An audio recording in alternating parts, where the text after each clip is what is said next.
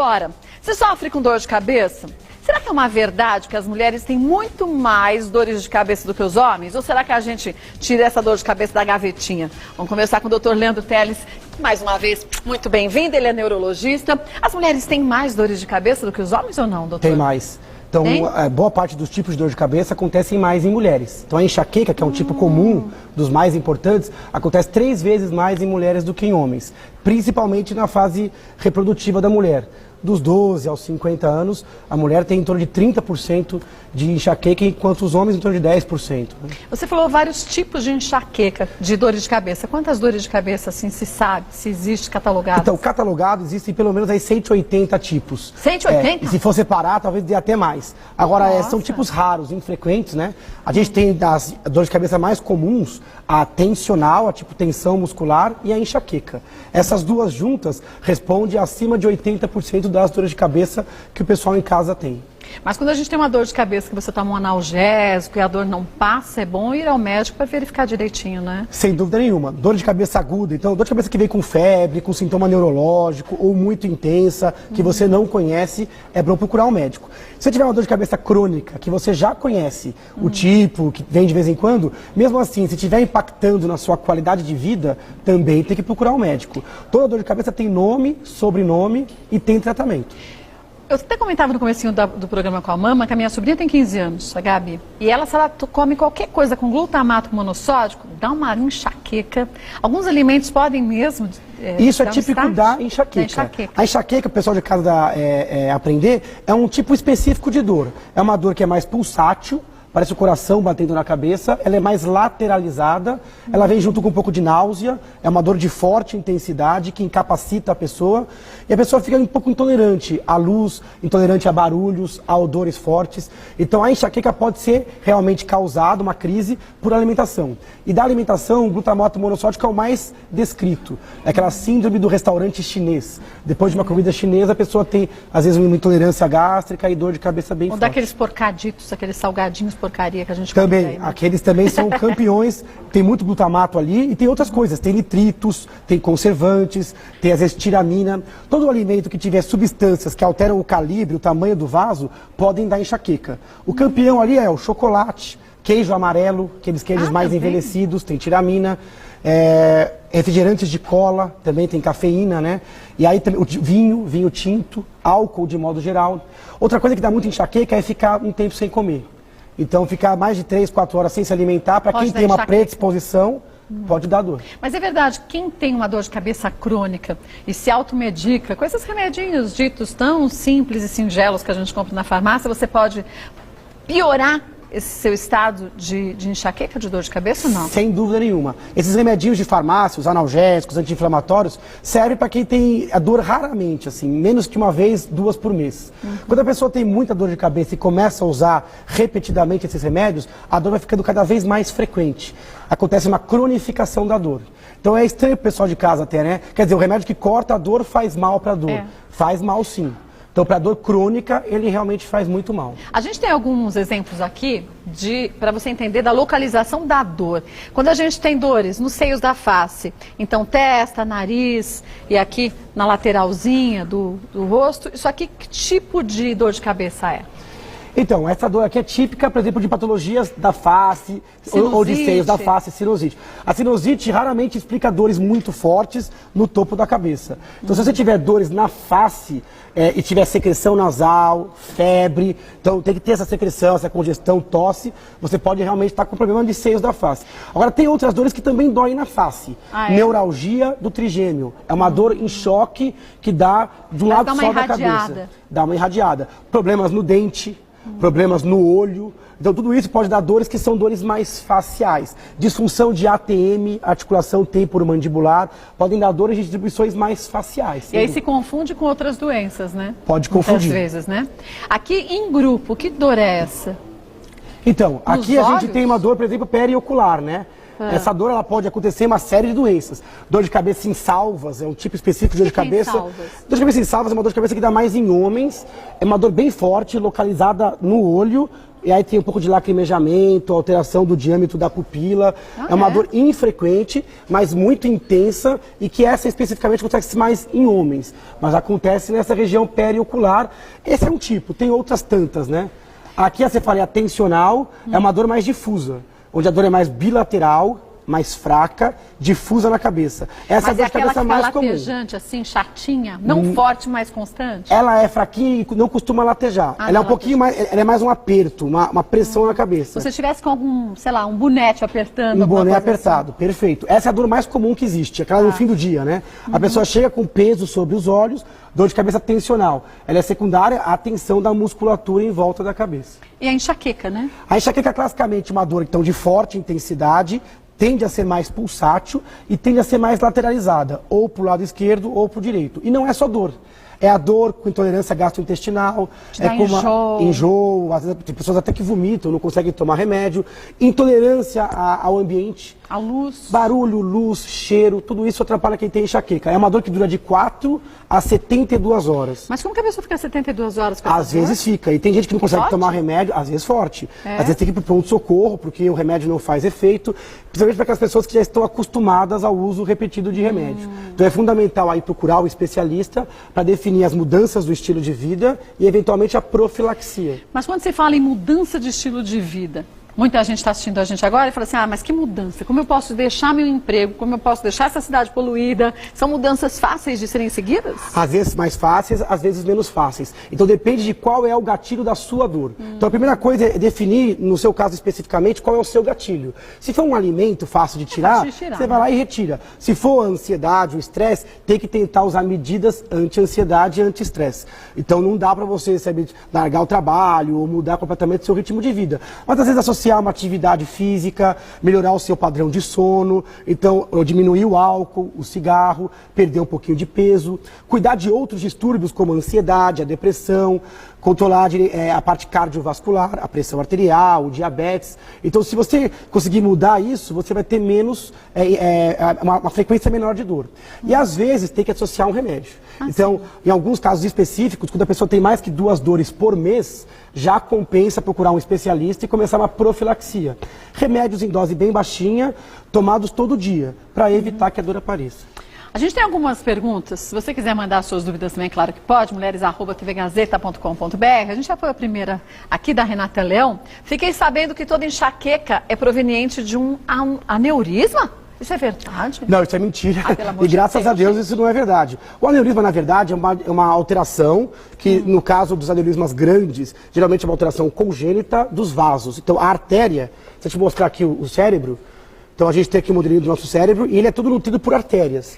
Às vezes a pessoa tem uma artéria dentro do cérebro que tem uma dilatação, é uma artéria doente, artéria dilatada, isso é um aneurisma. Ele geralmente não é sintomático. A pessoa carrega a vida... Não sente nada. Não sente nada. Às vezes durante atividade física ou atividade sexual ou espontaneamente ela tem uma dor súbita, bem aguda. Que estilo de dor é? É uma dor intensa e súbita. O que quer dizer súbita? Ela já começa no auge. Forte, como não se começa fosse devagarzinho. Um raio, não começa devagarzinho. A enxaqueca, a cefaleia tensional, ela começa e vai esquentando, né? O aneurisma é uma dor súbita, intensa, e essa dor pode sinalizar que ele distendeu e pode romper, ou que ele rompeu.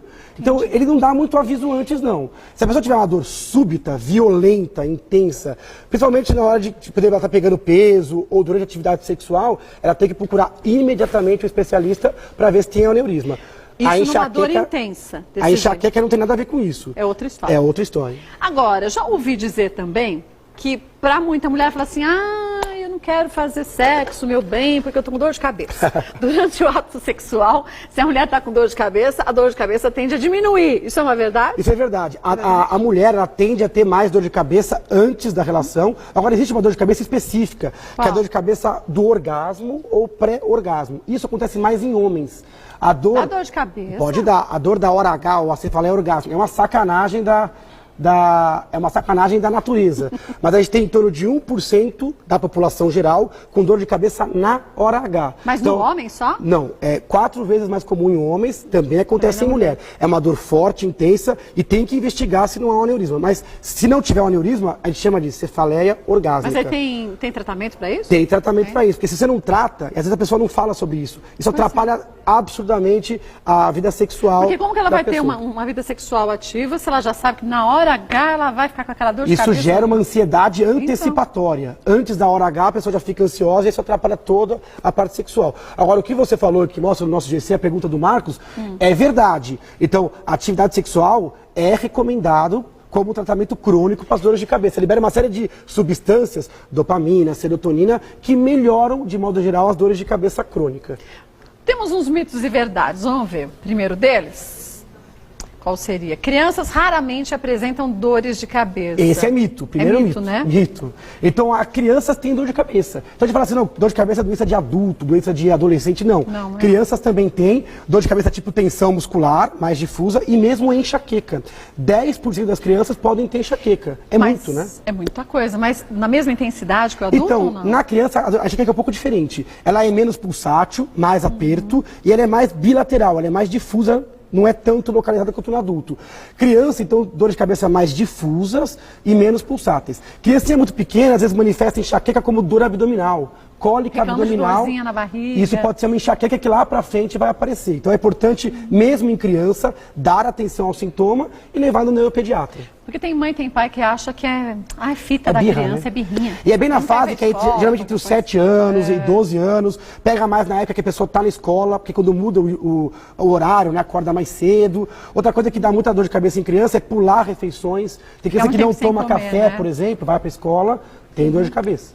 Agora, eu não sei se as escolas estão com um número muito maior de crianças hoje em dia, mas as escolas hoje em dia são tão barulhentas, no nosso tempo a gente não podia ficar falando não. Passava na porta da escola, era tudo tão quieto. Então, se você colocar uma criança predisposta a enxaqueca num ambiente com poluição sonora, de iluminação, né? Sonora, de odor, você vai ter mais crise também. Imagina uma criança com enxaqueca neste ambiente. Então. Aí, às vezes, ela não consegue acompanhar ou quer sair da escola e fica como uma criança birrenta, uma criança que não quer estudar. Então, é fundamental. Outro erro comum é você, às vezes, achar que é um quadro ocular, miopia, qualquer coisa assim, e acabar perdendo a chance de fechar o diagnóstico da enxaqueca.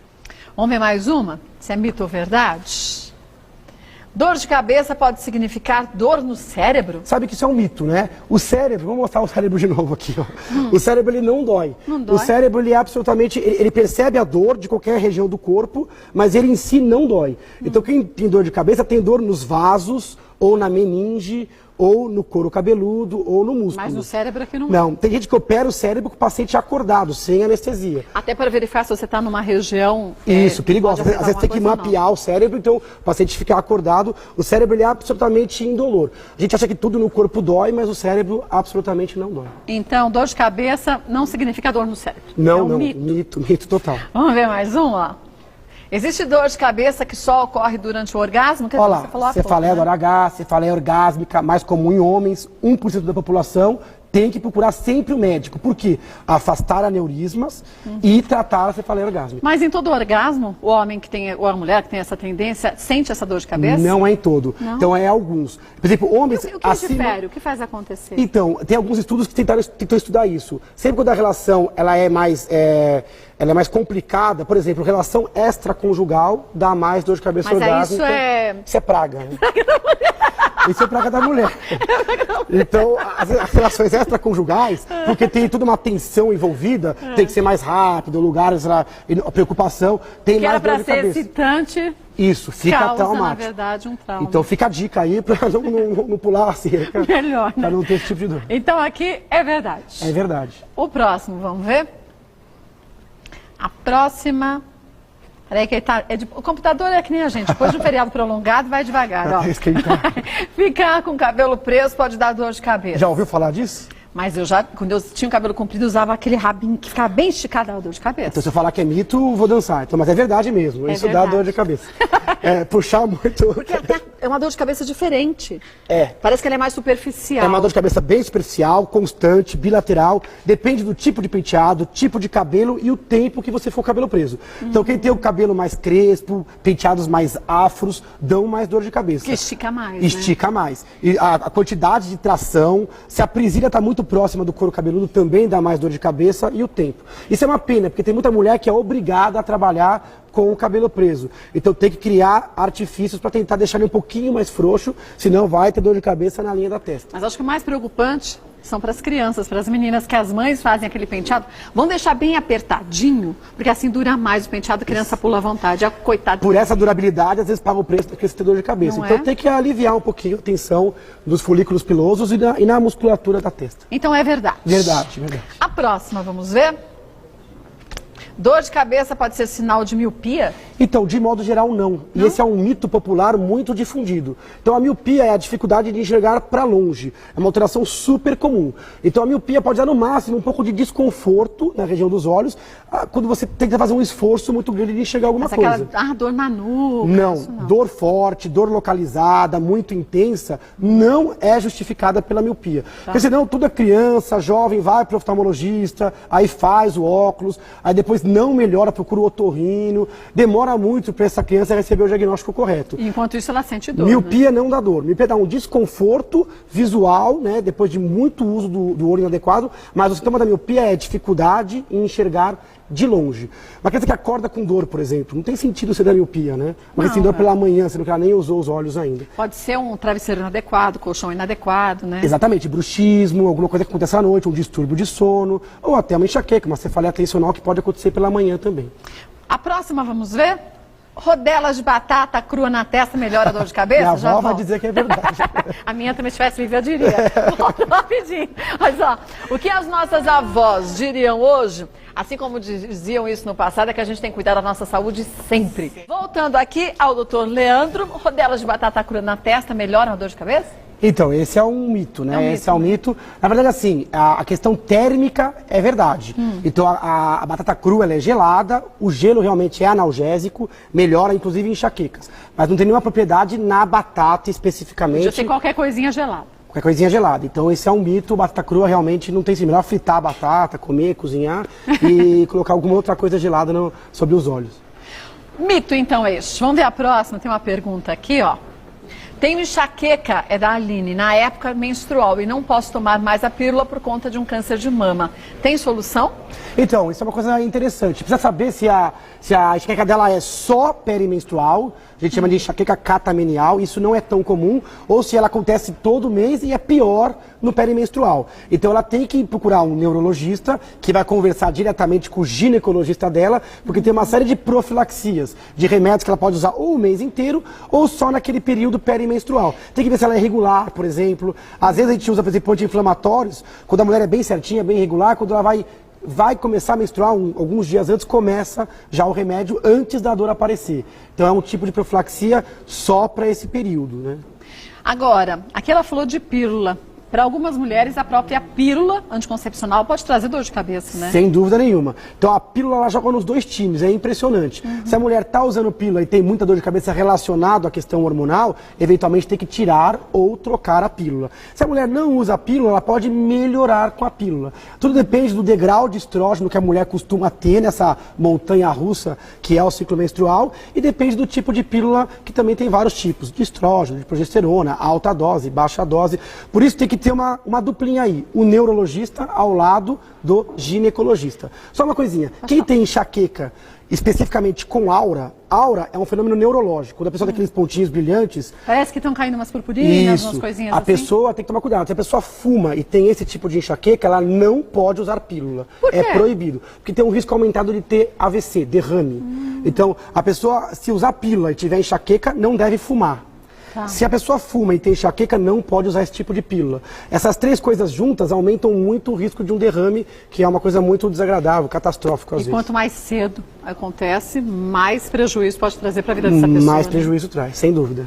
A gente tem mais, deixa eu ver se é um mito, uma verdade. Mais uma pergunta. Qual a ação imediata posso tomar quando eu tiver uma enxaqueca? De imediato, o que fazer? Tem várias coisas. Primeira coisa é a questão comportamental. Buscar um lugar silencioso, escuro, se possível dormir, nem sempre é fácil, porque a gente tem todas as atividades. Isso. Então o ideal é ir para um lugar silencioso, com baixo estímulo, tentar descansar, colocar alguma coisinha gelada sobre os olhos e usar o medicamento que o seu médico prescreveu. Cada um tem um tipo de medicamento. Se a dor é mais fraca, a gente usa mais analgésico, anti-inflamatório. Se a dor é mais forte, a gente usa remédios que são anti-enxaquecosos e específicos. A escolha do remédio depende da idade, do tipo, do perfil do paciente. Então você tem que ter já do médico um negócio para fazer rapidamente. Um erro comum, Kátia, é as pessoas demorarem para tomar o remédio. Então as pessoas assim, acho que vai passar. Sozinho, né? Eu não gosto de remédio e tal, e aí tentam tratar uma dor que já engrenou. Quando a pessoa tem enxaqueca e conhece a intensidade, a dica é o quanto antes se medicar. Sempre, lógico, com medicamentos dados pelo seu médico. Mas tem gente que tem enxaqueca que diz que você consegue pressentir que você vai ter enxaqueca, que o seu corpo se modifica. Isso não é verdade? Isso é verdade. A gente chama de fase prodrômica. Tem pessoas que naquele dia acordam com mal-estar, com um pouco de náusea, com soluço, boceja demais. Para quem já hoje eu vou ter enxaqueca. Então para essas pessoas já é bom já mudar o ritmo do dia, já sair com o remédio na bolsa correto. Então você já consegue dar uma driblada naquilo que é mais importante. Então isso existe, é pródromo e é verdade. Mas gente, só indicação médica do remédio, não é assim, eu tenho enxaqueca, você tem também, você é minha amiga, eu te falo que eu estou usando e tudo bem. Roubar o remédio do vizinho, não dá certo, não. Isso. Vamos ver o próximo, mito ou verdade? Dor de cabeça pode ser sinal de fome. Verdade. É verdade? Verdade, isso sim. Para quem tem predisposição genética à enxaqueca ou a dor de cabeça tipo tensão muscular, a gente não recomenda ficar mais que 3, 4 horas sem comer. Tem que levar uma barra de cereal, um lanchinho, uma fruta, né? Então você tem que estar sempre alimentado, porque essa é uma hipoglicemia que a gente chama de relativa ou reativa. Não é que a glicose cai no sangue, porque isso não acontece, isso é um mito. Mas a fome, a distância dos alimentos mais calóricos pode predispor a uma dor. É quando você vai comer, se alimentar, às vezes não responde tão bem, porque a dor já engrenou. Então a dica é sempre levar um lanchinho, uma fruta, um suco, para manter sempre a glicemia num limite adequado. Agora, lugares muito quentes, tipo esse estúdio aqui, dá dor de cabeça. Eu acho que você não tem enxaqueca, porque senão você não pode direto tanto tempo de mulher. É verdade. A temperatura pode sim. Pode, então, principalmente o sol. Então, a insolação, a exposição a lugares muito quentes, para quem tem predisposição à enxaqueca, pode dar dor. Pode se encadear. Então, tem que tomar cuidado. Para quem tem realmente enxaqueca, ficar em lugares mais arejados, não tem tanto calor, né? Então, é fundamental ficar longe daquele calor extenuante, agressivo. Mais uma pergunta. A Camila de Campinas. Tenho enxaqueca desde os 15 anos, hoje tenho 30 e estou amamentando. Posso continuar o tratamento que eu fazia antes? Boa pergunta, né? A pergunta da Camila. Então é interessante. A enxaqueca, primeiro, durante a gestação, ela tende a melhorar no segundo e terceiro trimestre. Por quê? Então, por uma questão hormonal. Vem com aquela montanha russa, agora o segundo e terceiro trimestre de gestação, o estrógeno está alto, mas estável. Então, há uma tendência de o primeiro trimestre ser um pouco mais chatinho, o segundo e o terceiro uma tendência de melhora, e depois que o bebezinho nasce, há uma tendência de nova piora, porque cai de novo o hormônio, começa a oscilar, fora que a mãe dorme pouco à noite, a criança chora, tem a responsabilidade, o estresse, a tensão e o medo da questão do remédio. Aqui, para a gente responder essa pergunta, eu precisaria saber qual a medicação, qual a dose, porque algumas passam um pouquinho mais para o leite, outras menos. De modo geral, ela tem que consultar um neurologista dela e, de modo geral, é possível manter a medicação profilática, porque o bebê estava dentro da barriga. E de repente agora está fora, e o remédio vai para o estômago, vai para o sangue, é triado, vai para o leite, o bebê. Tem que avisar sempre o pediatra da criança e conversar com o médico se aquele remédio específico dela pode ser mantido. Então, Camila, conversa com o seu neurologista, tá? Ele vai poder te dizer direitinho. Vamos para mais um mito ou verdade? Quando a pressão arterial aumenta, a cabeça dói? Então, isso é um mito, então isso não é verdade. Não. Esse é um dos mais complicados. A pressão arterial ela é uma doença, infelizmente, assintomática. Se tivesse a dor de cabeça como um sintoma, seria até benéfico. Seria ótimo. Né? Nossa, certamente os cardiologistas, a gente evitaria um monte de complicações da hipertensão crônica e da hipertensão aguda. Então, não espere sintoma. Tem que medir a pressão, mesmo sem absolutamente nenhum sintoma. O que acontece é o quê? A dor de cabeça, por si só, aumenta a pressão. Então, a pressão aumenta pela dor de cabeça. Ou a pessoa já é hipertensa e vai medir quando está com sintoma. Porque ela acha que tem Ninguém está jogando buraco e vamos medir a pressão. Não. Está com dor de cabeça, então vai medir a pressão naquela hora. É verdade. Então, cria esse problema. De modo geral, as pessoas não percebem a pressão alta. Então, já tem inúmeros trabalhos no Brasil, no mundo todo, que mostram que essa relação é uma relação muito frágil. Não conte com isso. Então, se você já fez a aferição da sua pressão e vê que você tem pressão alta, vá buscar um médico, um cardiologista para te orientar direitinho qual o procedimento. Sem dúvida nenhuma. Se você não é hipertenso, está com dor de cabeça e pressão alta, de modo geral, a gente medica a dor, não a pressão. Espera a dor de cabeça melhorar, que a pressão tende a baixar. Tá. Né? Então, a pressão alta ela vai atrás da dor, não ao contrário. Outra pergunta, vamos ver, mito ou verdade? Pergunta, existem casos que não tem cura de dor de cabeça? Existe sim. Quando a gente fala em enxaqueca, cefaleia tensional, a gente fala de predisposição genética. Então a gente não fala em cura, a gente fala em bom controle. A pessoa tem que estar lá com o médico. É uma doença crônica. É uma doença crônica. Então a pessoa nasce com a predisposição e morre com a predisposição. Tem alguns casos hormonais, por exemplo, em mulher, que quando entra na menopausa, melhora. Então a gente não fala em cura em todos os casos. Então a gente fala em melhora e controle. Mas tem gente que fica às vezes 5, 10 anos sem ter enxaqueca e um belo dia ela volta. Então isso está no seu cromossomo, está no seu código genético. Mas como você disse, mesmo sendo hereditário, a gente pode mudar os hábitos, mudar a forma de se alimentar, descobrindo qual é o gatilho dessa enxaqueca. Né? Exatamente. Se você conhecer o seu organismo, o que causa dor em você, você consegue controlar isso de forma comportamental ou com medicamento. A enxaqueca ela não muda o tempo de vida, não costuma causar sequelas, mas a pessoa tem que sempre manter a luz amarela ligada, porque ela pode realmente voltar. Mas uma pessoa que tem uma quantidade muito grande de enxaquecas, assim, na mesma semana, no mesmo mês, aí é complicado, porque tudo bem, não vai matar essa pessoa de enxaqueca, mas o relacionamento dela em sociedade fica muito mais difícil, né? Sem dúvida nenhuma. Isso é uma coisa importante de deixar no ar. A enxaqueca é uma das doenças mais incapacitantes. Incapacitar o trabalho, a parte social, e é muito comum as pessoas não entenderem isso. Taxa que é frescura, de novo dor de cabeça. Tem pessoas que têm dor de cabeça todo santo dia e são mal compreendidas, inclusive pelos médicos. Bate no pronto-socorro, é uma enxaqueca, por que não fez isso? Já vem a dona fulaninha de novo. Já vem de novo. Então a enxaqueca é uma das dores, sem dúvida, mais incapacitantes. É a segunda causa de falta no trabalho. E a pessoa começa a ter que lidar com a dor, com a doença e ainda com a visão que os outros têm da doença dela. Preconceito, né? Isso é terrível. Então isso tem que mudar. Tem que ser reconhecido e tem que ser difundido o conhecimento com relação à dor de cabeça. Né? E principalmente tratado. Tem que mapear diário de dor, tem que buscar um neurologista, escolher uma boa prevenção. Muita gente se acostuma com a dor. Não tem jeito, não tem o que fazer. Mentira. Então a taxa de sucesso do bom tratamento beira os 80%, 90%, Kátia. Vamos para mais uma pergunta? Vamos ver de quem é? Mônica Santos. Minha mãe teve uma dor de cabeça muito forte por 3 dias e agora perdeu um pouco da visão. Fomos ao oftalmologista e não encontraram nada. O que pode ser? Bote, você já me fala. Tá bom. Voltando aqui ao Dr. Leandro Teles, vamos rever a pergunta da Mônica. Minha mãe teve uma dor de cabeça muito forte por 3 dias e agora perdeu um pouco da visão.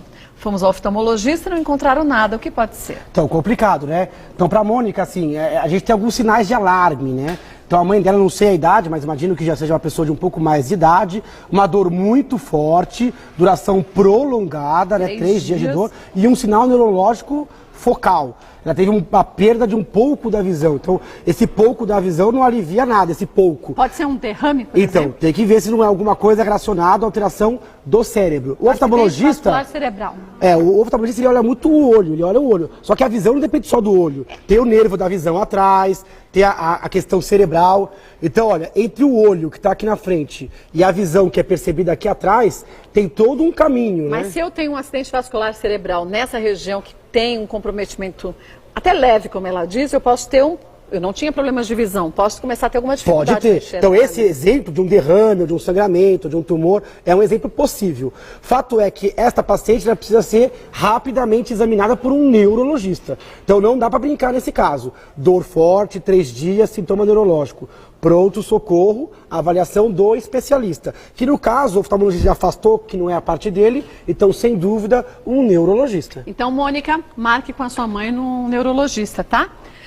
Próxima pergunta, vamos ver de quem é, Gustavo Zimmermann. Por que temos dor de cabeça quando andamos no sol? Aquilo que a gente estava conversando, o calor, para quem tem predisposição à dor, causa dor. O calor, ele dilata os vasos. Na enxaqueca, a gente tem esse componente, uma tendência a perceber a pulsação dos vasos, inflamação nos vasos e uma dilatação. Se você ficar muito tempo no sol, por exemplo, os vasos tendem a dilatar, isso pode ser o gatilho da sua enxaqueca. Então é por causa disso que quando está muito tempo no sol, desprotegido, tem dor. E a falta de hidratação também? É outra coisa. Muito tempo no sol pode desidratar. Então, no verão, a gente tem um aumento da quantidade de dores, tipo enxaqueca. Então, tem que se manter bem hidratado, protegido do sol, que realmente vai ter um verão mais saudável. Mas o que acontece? Você está com dor de cabeça porque está no sol. Aí fala, vou tomar um refrigerante à base de cola bem gelado, que isso é legal. Pronto, ferrou. Aí dançou. Piora tudo. Aí a dor aumenta e você fala, é a azeitona que eu comi no dia anterior. Exatamente. Isso. É má digestão. Ou é o fígado. A pessoa fala que é o fígado. O fígado é o próprio coitado que sempre a culpa é do fígado. Fígado, quando a gente tem problema no fígado, não dá dor de cabeça? Esse é mito. É mito. Eu não sei se vai estar aqui no nosso não plasma, mas esse é legal de deixar. É um pobre coitado do fígado, porque tudo é o fígado, né? A pessoa, meu fígado não tá legal hoje, a boca tá amarga. Então o fígado, geralmente ele funciona bem e a enxaqueca nada tem a ver com o fígado. A enxaqueca ela pega a parte do estômago, dando náusea, o estômago fica meio devagar, né? Mas é uma doença totalmente do pescoço para cima, então da tem cabeça. Nada a ver com o fígado, a nossa dor de cabeça. O pobrezinho do fígado, ele tem culpa de algumas coisas, mas não disso não, disso pode tirar. Vamos ver a próxima aqui, se é mito ou verdade. A alimentação pode piorar a enxaqueca? Pode sim. Pode? Não é todo paciente. Tem paciente que come de tudo e não tem, mesmo tendo enxaqueca, não tem uma predisposição alimentar. Não tem esse gatilho. Não tem esse gatilho. Então as pessoas têm que se conhecer. Por isso que eu sou contra, pessoalmente, aquelas dietas que tiram tudo de cara. Eu acho que as pessoas têm que mapear a dor com um diário de dor e perceber se aquilo está ou não associado. Quais são os mais importantes? Queijo amarelo, álcool, de modo geral, embutidos, carne processada com muito nitrito, nitrato, o glutamato que você citou da sua sobrinha, monossódico também é clássico, então tem que ficar de olho. Refrigerante à base de cola. Refrigerante à base de cola, chocolate, cafeína de modo geral, por exemplo, café, chá verde, chá preto, chá mate, tudo isso tem muita cafeína. Então tudo que muda o calibre do vaso pode predispor algumas pessoas. Algumas pessoas têm intolerância, por exemplo, à lactose e vem com enxaqueca quando toma leite. Tem glúten, né? Glúten, né? O espuro celíaco, que a pessoa tem uma intolerância ao glúten, pode se manifestar com dor de cabeça. Então é importante conhecer algumas intolerâncias pessoais, algumas alergias alimentares pessoais e ficar de olho nesses que eu falei. Cafeína, queijos, embutidos, condimentos e os temperos. Olha, não esqueça, você que acompanha Mulheres Sempre, você sabe que a gente já falou muito aqui de intolerância e alergias, que são duas situações completamente diferentes. Eu posso ter feito um teste de alergia há uns anos atrás e não deu nada. Mas hoje eu posso estar com uma certa intolerância ao glúten, ao leite, ao lactose. Exatamente. A gente tem que ficar atento a intolerância, ela surge por um problema de uma enzima. Falta uma coisa que precisa para você absorver aquilo lá. A alergia é outra coisa. Então nada de falar, não, já testei, então... Não tenho nada, na né? dúvida, procurar realmente ou nutrólogo, ou gastroenterologista, junto, logicamente, com o neurologista, se o sintoma for uma dor na cabeça. Agora, doutor Leandro, sentir dor não é normal, não é aceitável. Ainda mais nos dias de hoje, que a gente tem a medicina com a tecnologia avançando a cada dia, não digo a cada ano, a cada dia. Buscando medicamentos adequados para a gente conseguir ter uma saúde plena, com qualidade de vida, né? A dor é sempre um sinal de alarme. A dor de cabeça é um sintoma comum, mas não é um sintoma normal. Então uma coisa é ser comum, outra coisa é ser normal. Então muita gente tem dor de cabeça, muitas vezes isso não é grave, no sentido de não colocar a vida em risco, verdade. Mas isso impacta física e psiquicamente o paciente. Então tem que procurar ajuda e o tratamento e o diagnóstico estão muito avançados. Então procurar o especialista para buscar o seu tratamento personalizado. Com individualidade, gente. Mais uma vez, não existe nada que seja bom para todos nós. Não tem. O que é bom para você pode ser um veneno para mim e vice-versa. Exatamente. Né? Olha, quer conhecer um pouco mais do trabalho do Dr. Leandro Teles, que é neurologista? Acesse o site, que é o www.leandroteles.com.br. Lá tem muitas informações também sobre enxaqueca. Lá tem, lá a gente fez um portal de neurologia, coloca coisas sobre curiosidades, outras doenças, Alzheimer, Parkinson, epilepsia. É uma tentativa de tentar ampliar um pouquinho o nível cultural do brasileiro. Informação nunca é demais, né? Sem dúvida. Então eu convido o pessoal pessoal conhecer o site. Lá também tem o link para o Facebook, onde a pessoa pode mandar perguntas. Lógico, perguntas de âmbito geral, não em âmbito particular, porque para isso precisa procurar um médico de confiança, não pode ser desse jeito. Mas eu convido o pessoal realmente a acessar e conhecer o trabalho. Olha, leandroteles.com.br. Só lembrando que esse espaço nosso médico em nada substitui a necessidade de você buscar uma ajuda médica pessoalmente, conversando com o seu médico, levando seus exames até anteriores, para ele saber a sua real situação. Aqui a gente quer te informar, te deixar bem informado, para você chegar ali e saber direitinho o que perguntar, né? Obrigada mais uma vez, doutor. Eu espero mais vezes, viu? Doutor Leandro Teles, que é neurologista, volta mais vezes pra gente. Mas só lembrando, ó, qualquer pergunta que você tenha a fazer, pode acessar o nosso site, manda seu e-mail e aí ele retornando a gente esclarece.